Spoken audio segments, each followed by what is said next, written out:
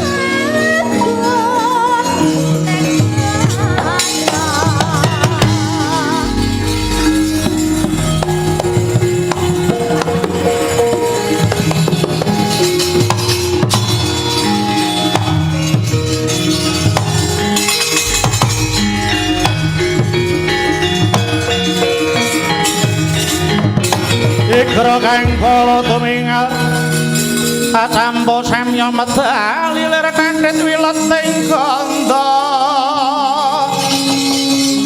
dayu anggung mangun sang niti benjang sangat jimi cilati nyong ngedaliun kutha sura wilaga kaya buta singa regil pasti jonggo dendanya mangambak boyo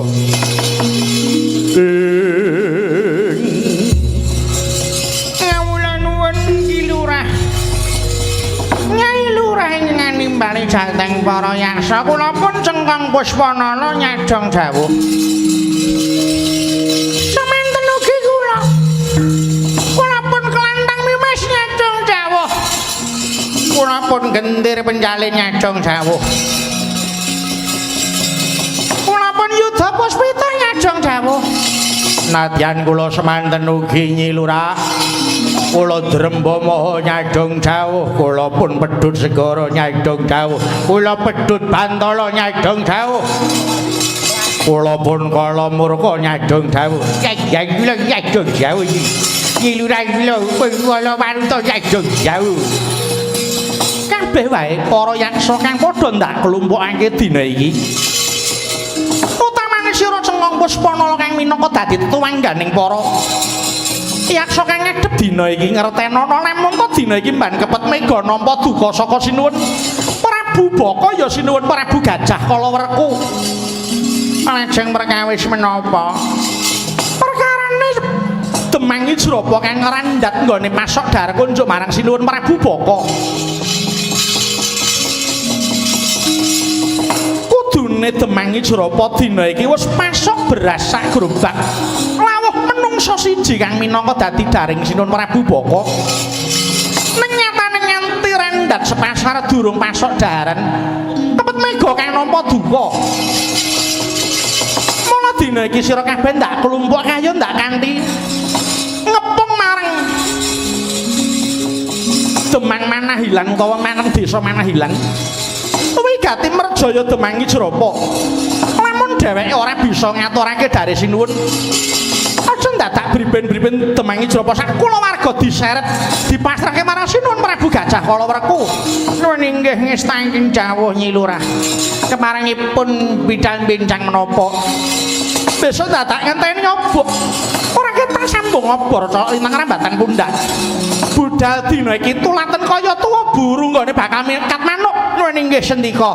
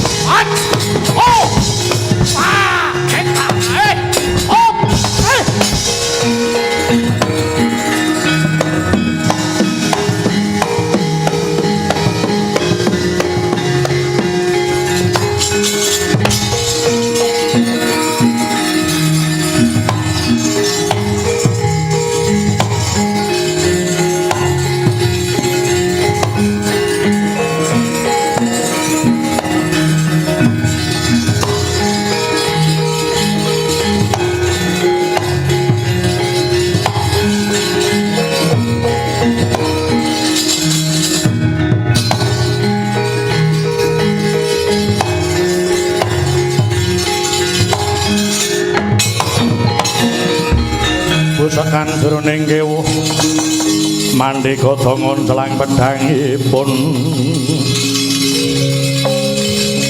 kang kataman braja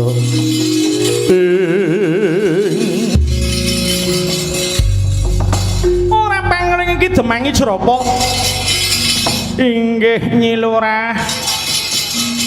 Lurah kepet mega syukur bagi sewu dene ora pangling nyawang marang kahananku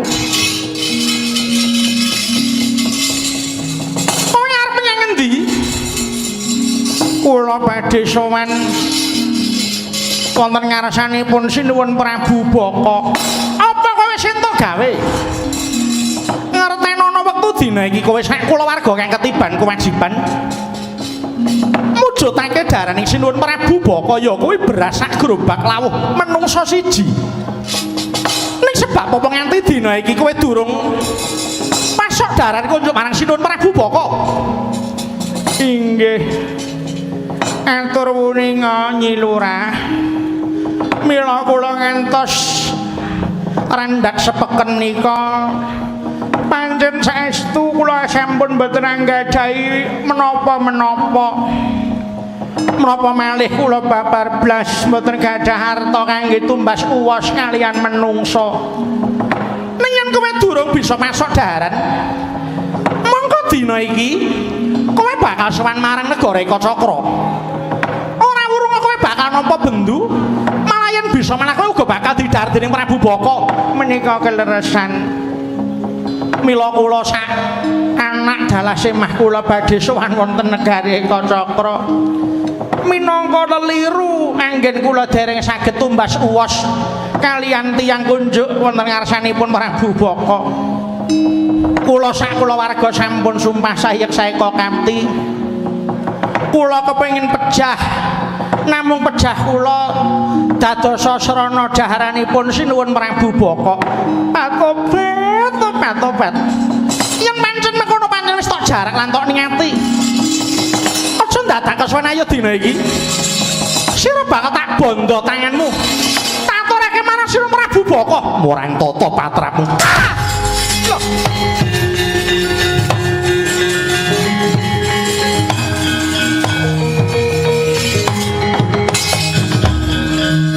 Demangi Jrapa ora perlu sira masrahake patimu sak kulawarga yen pancen Prabu Baka ratu kang karmangsa daging menungso karben mangan permadi wae Gusti rawan aja menteleng aku dibelani wah dudu karepe diparek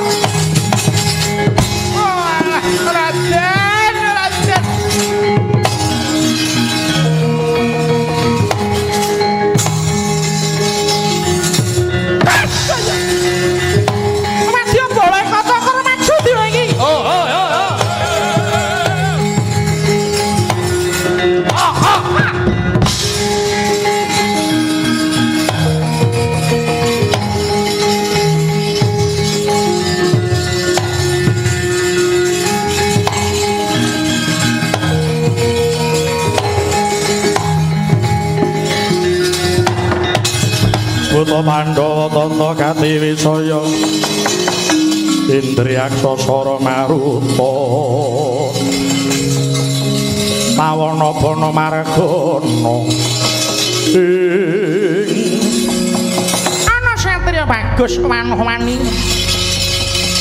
gawe wirange Nyai Lurah kepet mega aku kowe sapa bali takon kowe sapa Wadya bala saka negara Kacakra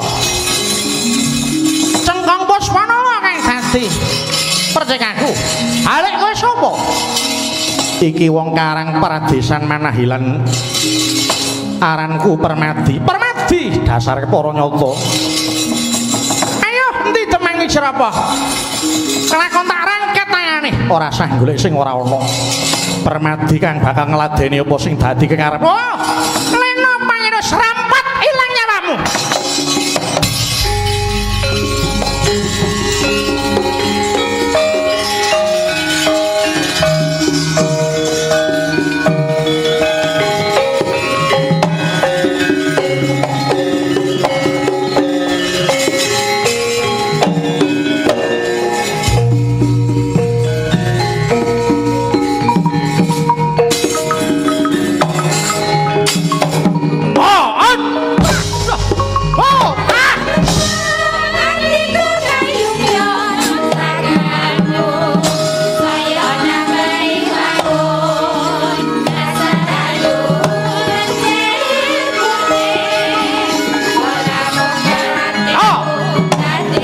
Loh.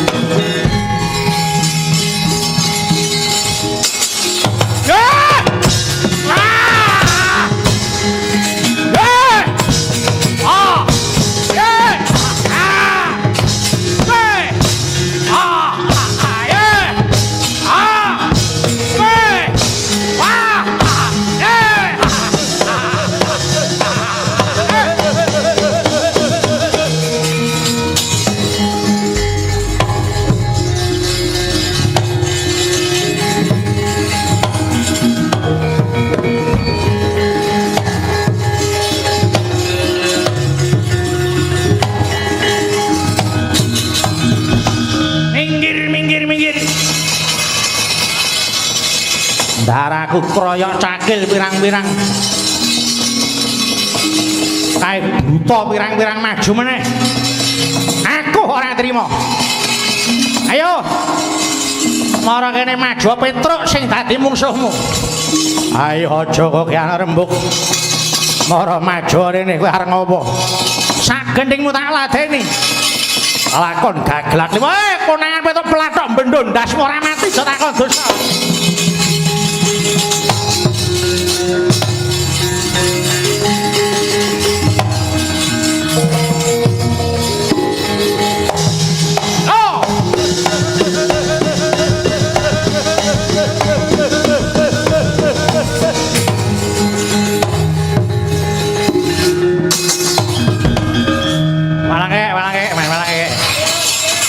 Buta kae nek ora sampluke pange walang kekek mongso gelem mundur.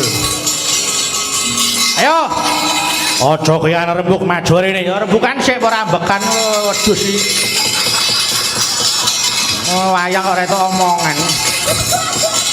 Ayo suda karosan wah ora arep suda.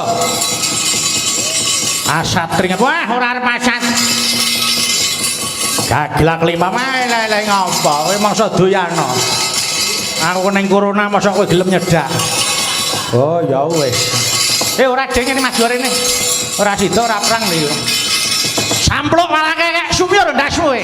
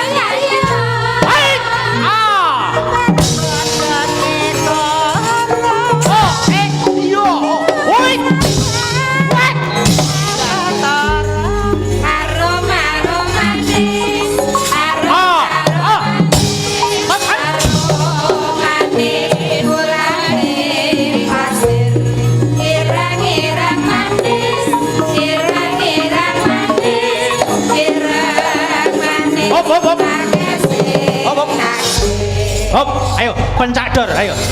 Tak tudung, ayo. Kaya ngapa butane? Iso ngalahke aku sembah lamanmu. Yuk.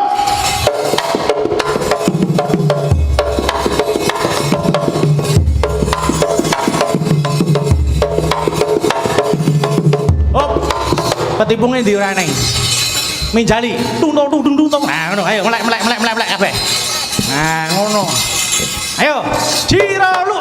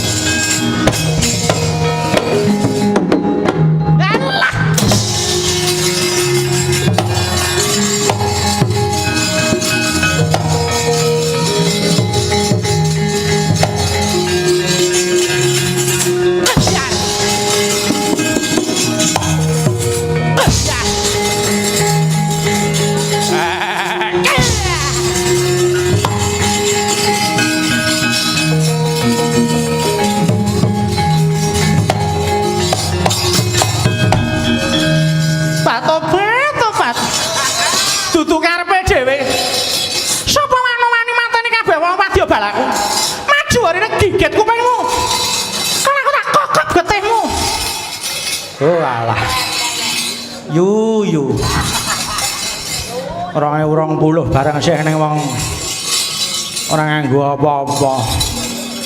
Sampeyan niku enten apa? Ayo. Sapa sing mateni madya balaku? Maju arene. Tak kokop getihe. Wong niku sing sabar, nggih. Ora perlu bengok-bengok. Kudune lelakon iki wau iso kanggo sinau. Ngoten lho. Cakile pira, butane pira, maju kabeh. Ora ana sing menang karo ndaraku. Sampeyan dhewe iki kudu mikir gitu. Penggalihe diwenengke, pamere nggon kene dodoke ngen menep. Ngoten lho. Karep kula ngoten niku. Ora, lah kok malah muring-muring karo petrek-petrek. Dadi wong ki sing sareh. Nggih. Sabar ki subur, ngoten lho. Oh nek subur ki bakale makmur. Mula ora usah dadak nesu-nesu. Upama sampeyan niku ora ngadah digerak ora krasa bangsa telek. Sajake lek kok ora mbayar. Mak-mak. Wedhus elek kowe. Enten apa yu? Kene lho sing irunge dawa mas apa? Oh, Petruk. Enten apa? Petruk enten apa? Dudu karepe dhewe mani temoi dadaku. Oh, wong ora iman kuwi le. Wong ora mikir kowe. Ora iso menghargai kowe kuwi. Lah sapa wong sing ora nesu, wong dicekel nggih yo. Lah ya kuwi, lah iya. Ah mbok wong wedok ngendi mesti nesu. Ora ning dalan kok dicekel nggih yo. Lah ya kuwi, lah iya Petrus ora bejaji kok. Kudu diajari karo wong tuwa, ora eneng. Sapa sing ora dicekel-cekel kene kok iki malah saya kerep mati oyok bareng. sanggepe iki. Yuk. Ayo. Alan tadi sih. Ora sandadak. Angel men iki. Petuk gareng mau cepet. Ayo maju arene sapa tandingmu? Kelakon kokop getihmu. Maju permadi kang bakal musuh marang ban kepet mega.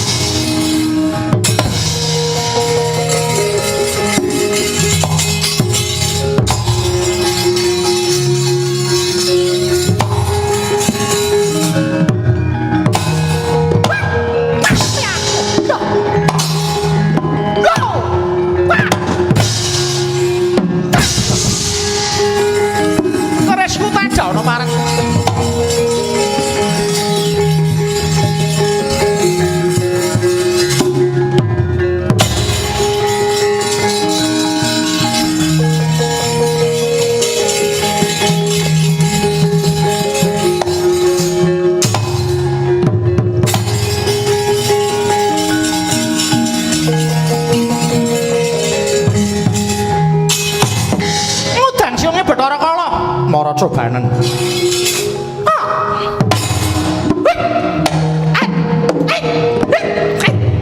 Iya.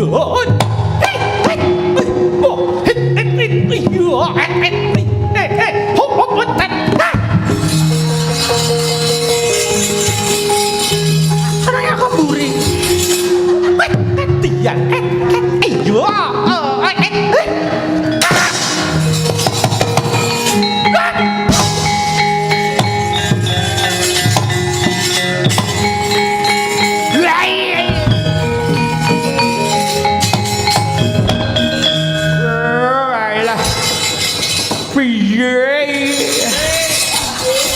Kejadiannya orang ini piye? Mau ditanya ke mana yang tengah kejadian? Piye tanya? Siapa main tadi kayu?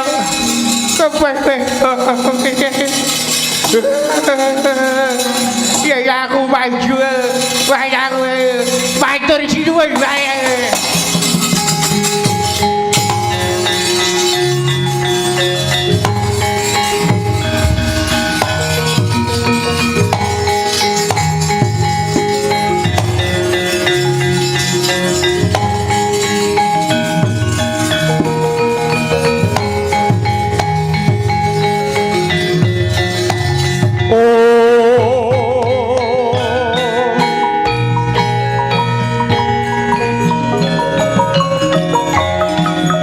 Mangoning tias mung winangun hening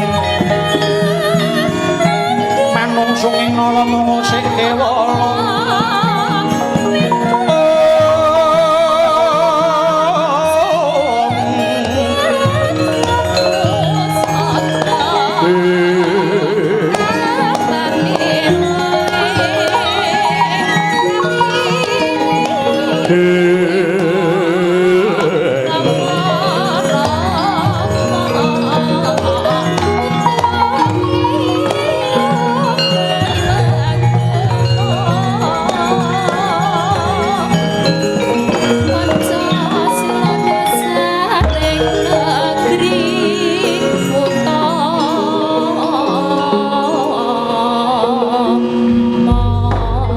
Titi Sondo kakak ngarang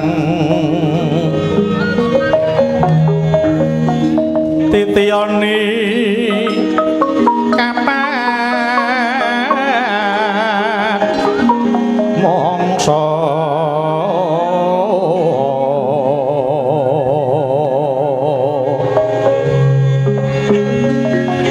wayahe wis medya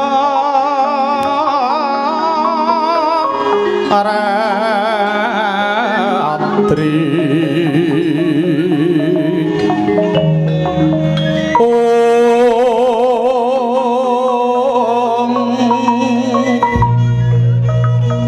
sumrek kandaning puspi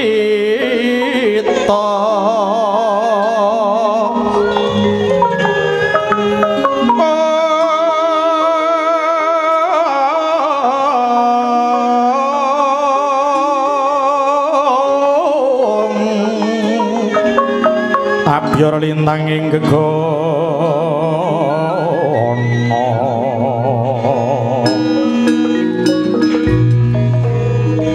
araras tumengenga poso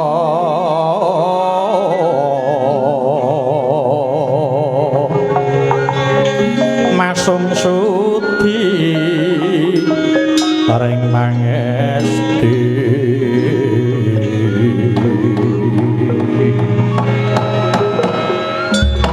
Raden kula ngaturaken panuwun dene paduka Raden sampun sabiyantu dhateng jasad kula sak kula warga ngantos kula mboten saged angluhuri menapa dados lekas paduka Raden Permadi Kiai Jeropo kepara waku kang nyuwun pangapura ora ngerti kelebating sambuk ora ngerti gelagat kang lagi dirasake sira Kiai Jeropo sak kula warga kepara Permadi kelawan ibu kulan kabeh kadang-kadangku saya nambahi ribet marang uripmu sak kula warga kanthi aku sak sedulur nunut ana ing wismamu Kiai. Oh, mboten. Kula mboten urmaos ribet. Namung menika mujudaken dalan margi saking Gusti ingkang nyipta jagat. Nalika kula kepengkok ing Pancabaya paduka sak kula warga utaminipun paduka Raden Permadi sabiyantu dhateng kula satemah prajurit saking negari Eka Cakra sampun kendang kapracundang sampun boten wonten badhe kanggo damel dhateng kula nanging sira ora perlu nyelaki batinmu nadyan mengkono kang dadi lekasing Permadi wis bisa nyingkirake wadyabala Eka Cakra mestine wae rasamu durung tentrem awit Prabu Baka ora wurung uga bakal tumeka ing papan kene. Inggih. Waduh Raden. Paduka tetela lantip ing panggrahita. Monggo paduka sak kadang kepareng enggal sumingkir saking wisma kula mboten nama kula menika nundung namung kula ngreksa kawilujengan paduka dalah keng Ibu Raden Kiai Jeropo.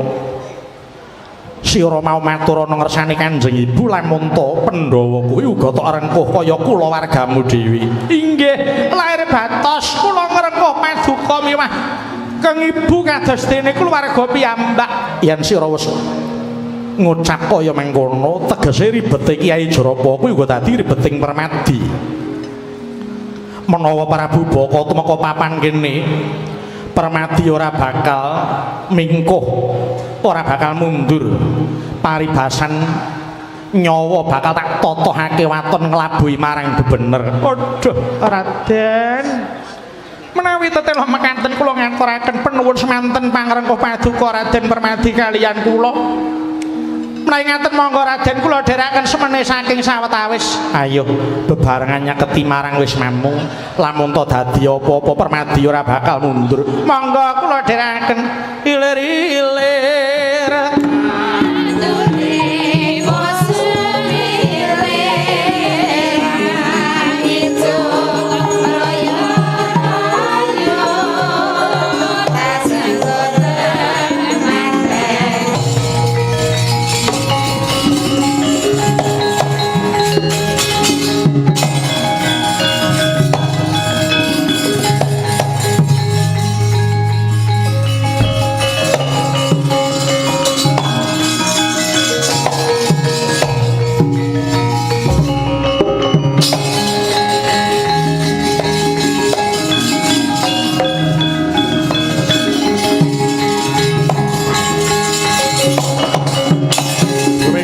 Kanjeng langit kelap-kelap katon lirik intanging sang maweh kandrung sabarang kadulukir moyang mayeng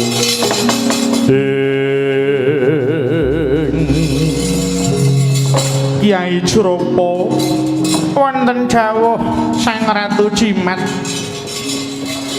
perkara bab kewajiban marang Prabu Baka tak suwun Jeropo kewajiban menapa kowe aja goroh babar pisan kowe dadi wong kang becik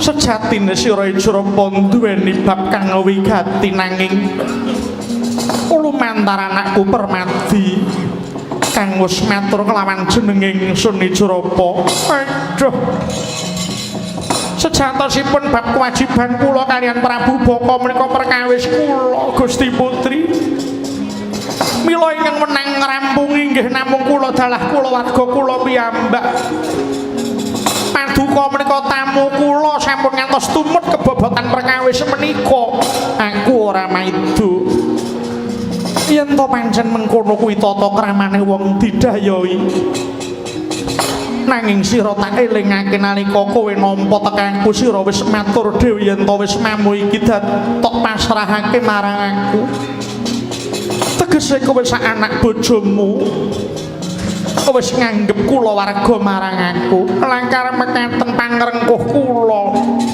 nanging yen lahir batin olehmu nganggep kula warga marang aku kena ngapa dene kowe ora lila yen aku melu nyangkul kewajibanmu namung menika kewajiban kula mboten enteng Gusti Putri menika totoh nyawa Jrapa anak kula nang kuwi cacahe ana 5 upama tak ladekke marang Prabu Baka siji isih 4 menapa paduka tega dhateng anak ora perkara tembung tega lan ora nanging ana mung kejaba mujudake lelabuhan luhur kanggo ngentas marang penandhanging para kawula Jrapa sumurupa ingkang bakal tak ladekake marang Prabu Baka mengko anakku Bratasena iki ora susah kowe tuku beras sak pedhate tak kira Prabu Baka bakal krasa wareg selawase urip lamun to bisa mangan anakku sih aduh Gusti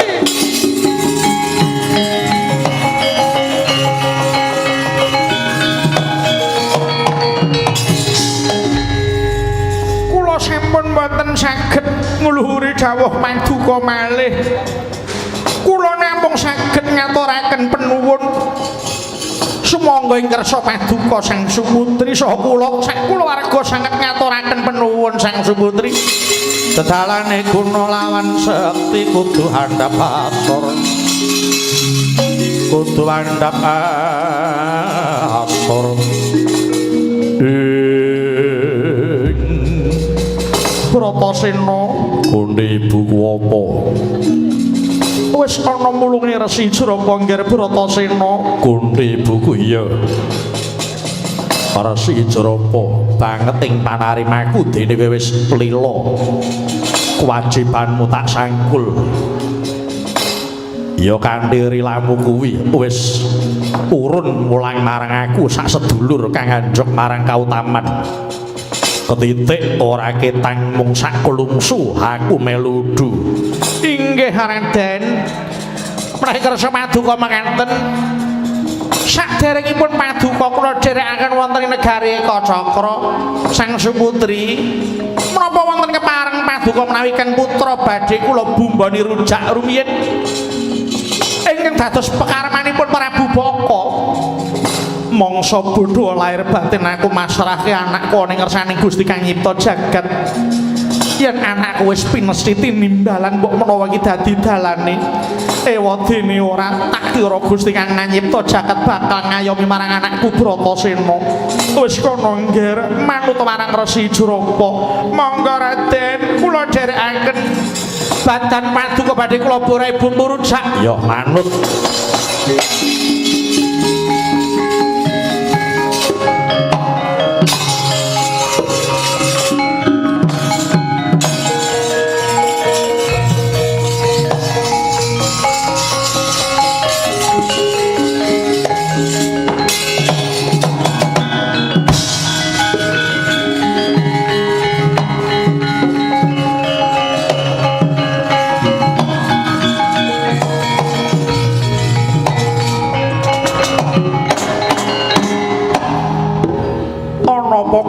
Bratasena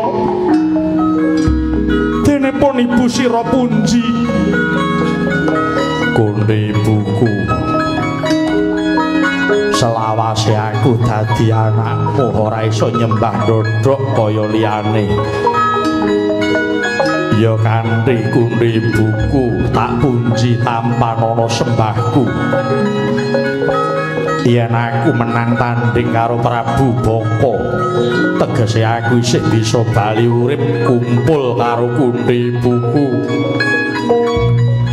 Nek yen nganti aku kalah kelakon dibandhok Prabu Baka, tegese iki sembahku sing wekasan ora liwat. Aku titip dulur-dulurku openono sak kuasamu. Kula Bratasena anakku bocah kang sentosa lair batine, tak tampa sembahmu kulup, tak jaluk si raja tidha-tidha nggonmu nglabi wong cilik kaya Ijrapa, tak jaluk tiru kaya suwargi kang ramamu ya nggir. Kang Rama lair nganti seda sugenge mung kanggo mikir kebutuhaning para kawula, nganti ora kober numpuk bondo kanggo anak-anake. Upama kowe mati aku ikhlas, sabab matimu ora nesta. Matimu mati utama jalaran sira gugur dadi bebantening kawula kang didak-idak kamardikane dening Ratu Angkara Murka. Sepira ajimu ngger Bima yen ditanding karo kawula sak negara ing Cakra iki. Aku njaluk pangestumu, muga lebda ing karya lelabuhanku Babu Kundi. Tak pangestoni kulup, muga lanang juritmu Bratasena.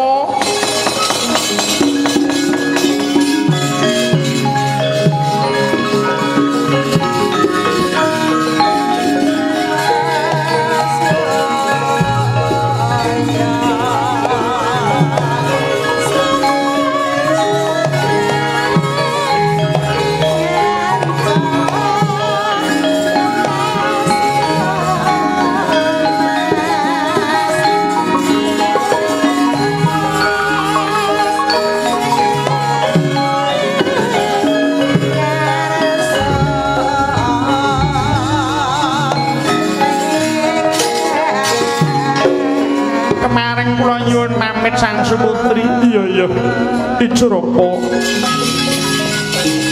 muga iki dadi dalan tentreming swasana praja ing Cakra. Kemaring nyuwun pamit.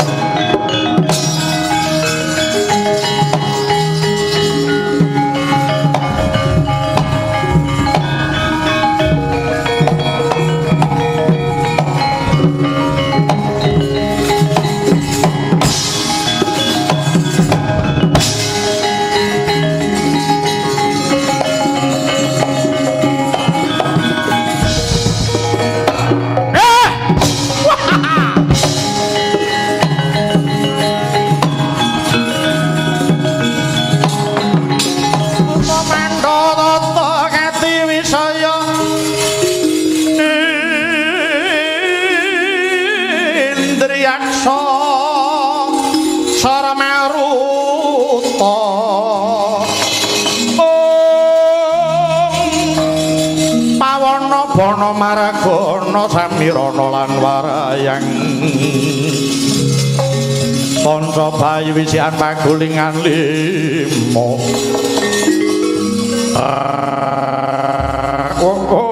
La ilaha wong manahilan wanuh wani merjaya marang prajurit Prajaika Cakra. Tegese pancen wong manahilan merengkang saka pernatan. Mbah ora idep wong sak manahilan tak gaglak kabeh nggih. Wah.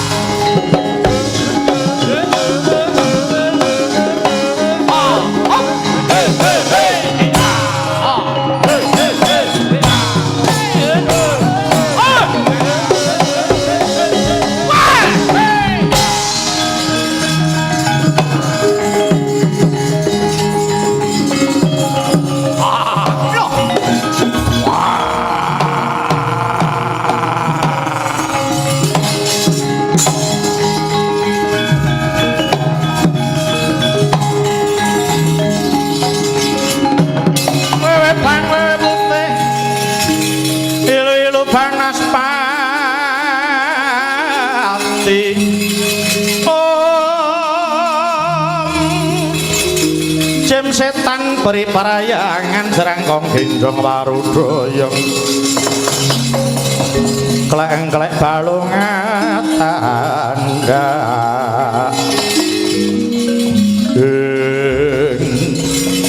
Ceroboh iki inggih sinuwun. Oh, pancen ki ora kena digawe becik. Ing atase mban kepet mega nagih marang kewajibanmu. Nyatane jebul wis tok jarak ketitik para nom-noman ana ing desa Manahilan. Wis tok klumpukake kabeh kanggo nrenggulangi marang Wadyabala saka ing Cakra. Tegese wis wani marang panguwasane Prabu Baka. Nyuwun pangapunten. Babar pisan kula mboten perintah dhateng kawula ing Manahilan. Kula piyambak sampun elek-elek sampun ngantos tumut-tumut perkawis kula namung bawanipun tiyang kathah kula mboten kuwawi. Ora. Kowe ana Manahilan kuwi dadi Demang.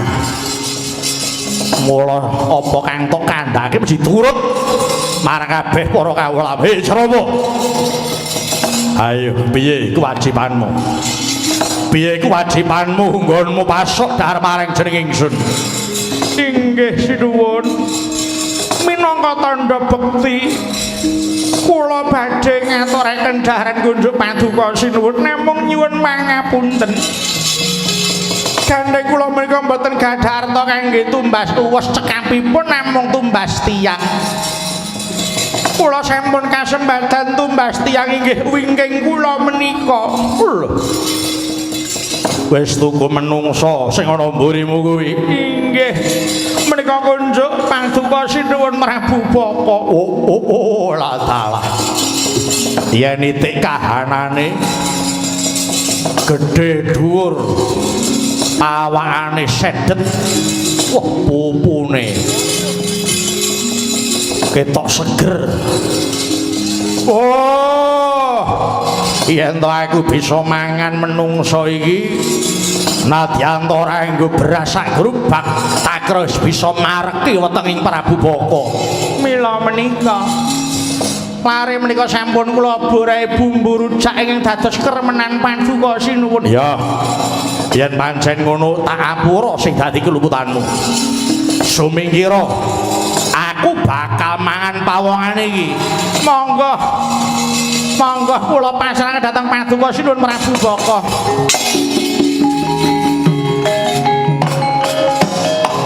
Hati-hati. Hati-hati ya. Oh, ya. Muga-muga kowe iso kali saka rubeda. Sing tetek ati. Ale.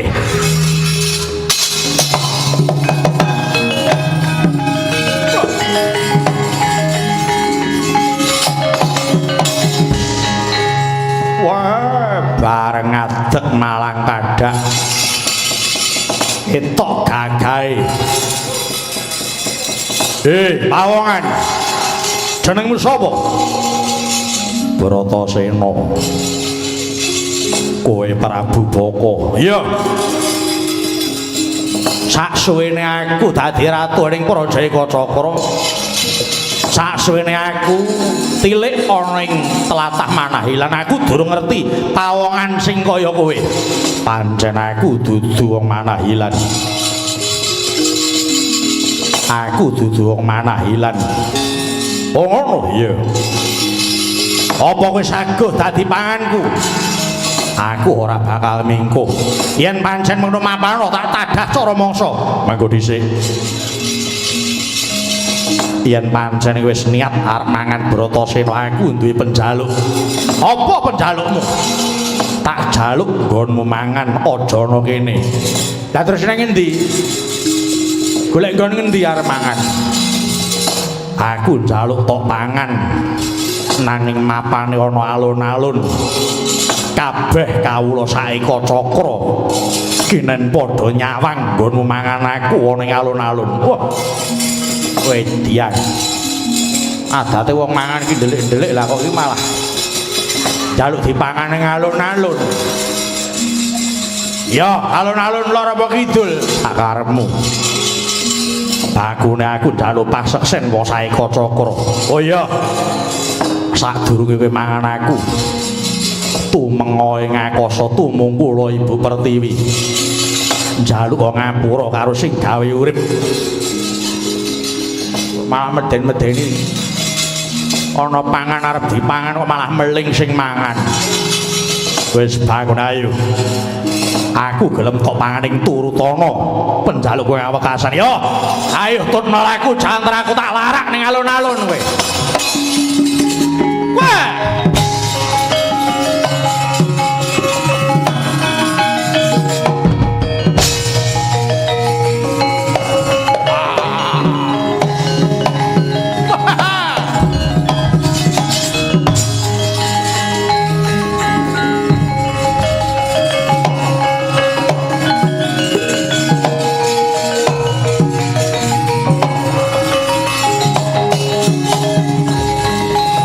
sawangen kawula Kacakra wis padha jangkep akanek seni nggon arep gaglak marang kowe ya ayo ketoken kadidayanmu Bratasena ora bakal mundur sakep wadhok ilang nyawamu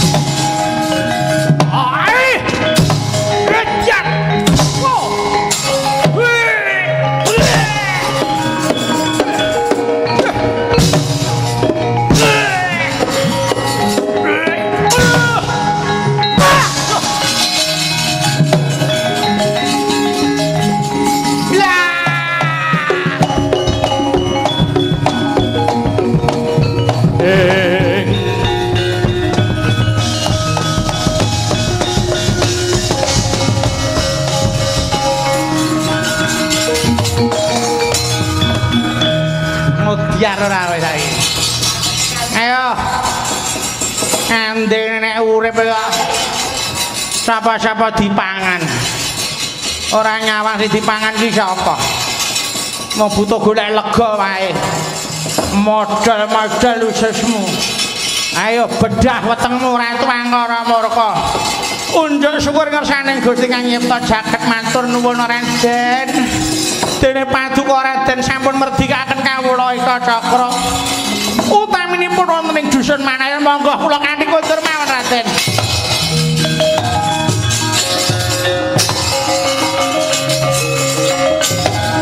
Oh, Kakang Prabu.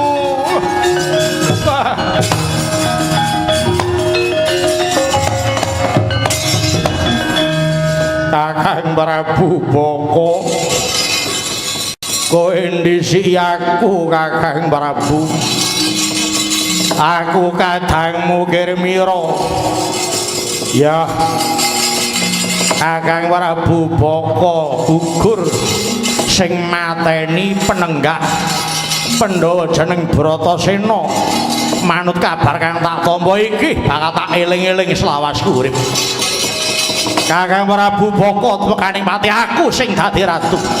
Liya wektu tak ora arek para Pandhawa iki.